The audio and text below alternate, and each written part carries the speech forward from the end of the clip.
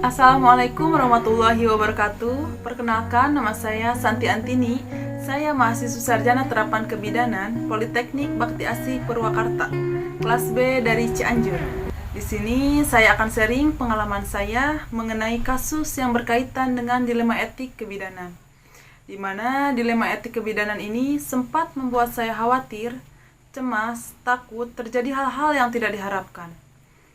Kode etik merupakan norma-norma profesi yang harus diindahkan oleh anggota profesi dalam melaksanakan tugas profesinya dan di dalam kehidupan bermasyarakat.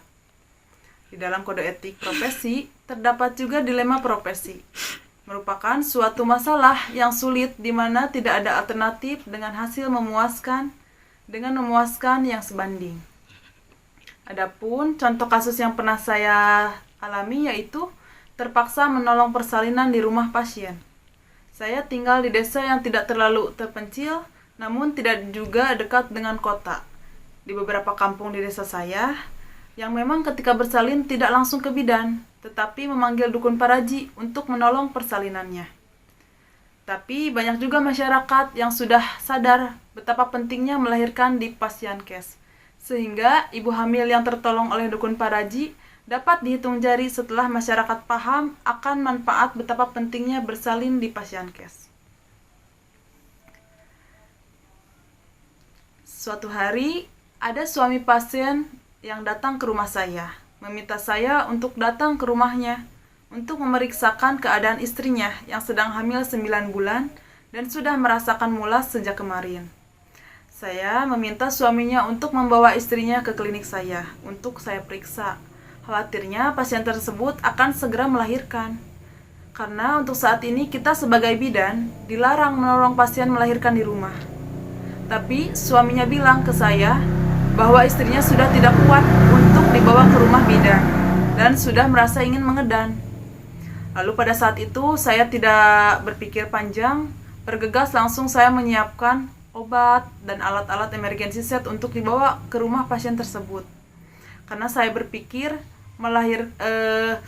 berpikir takut pasiennya melahirkan di rumah oleh dukun paraji. Ketika saya sampai di rumah pasien tersebut, saya langsung melakukan pemeriksaan TTP pada ibu hamil tersebut. Denyut jantung bayi terpantau bagus normal. Untuk his sudah adekuat. Lalu saya melakukan pemeriksaan dalam. Ternyata pembukaannya lengkap, hampir cloning. Apalagi pasien sedang hamil anak keempat. Tidak memungkinkan untuk saya bawa ke klinik untuk dilahirkan di sana. Terpaksa saya menyiapkan untuk menolong persalinan di rumah pasien dengan peralatan seadanya tanpa adanya oksigen. Dan saya menolong persalinan di bawah di lantai. Saya menyiapkan patu set dan obat-obatan dan segera memimpin persalinan tersebut. Setelah dipimpin mengedan kurang lebih 5 menit, akhirnya bayi lahir dan alhamdulillahnya bayinya langsung menangis kuat. Saya potong tali pusat dan dilakukan IMD, lalu saya suntik oksitosin. Tidak lama, plasenta pun lahir dan dilakukan masas pada fundus uteri. Terdapat kondut bagus, kuat. Saya cek perineum, ternyata tidak ada robekan atau laserasi, alhamdulillah. Setelah saya beres menolong ibu dan bayinya, saya pantau sampai kala 4 di rumah pasien tersebut.